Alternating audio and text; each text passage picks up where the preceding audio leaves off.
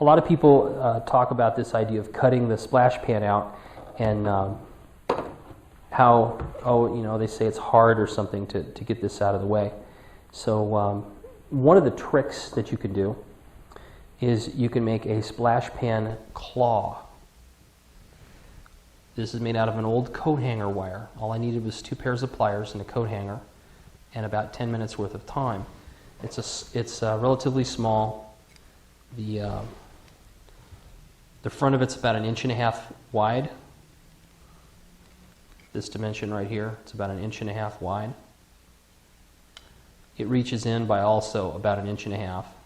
Has a little downward pitch to it. Comes together in a single hook. This thing is really easy. It slides down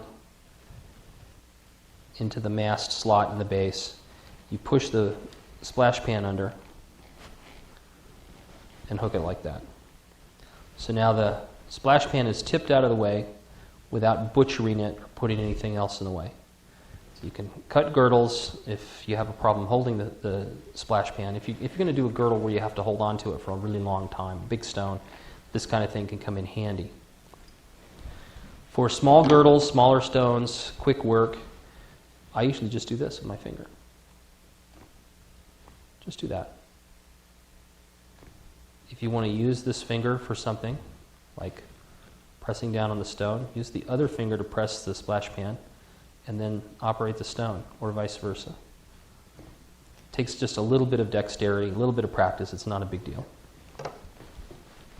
So let's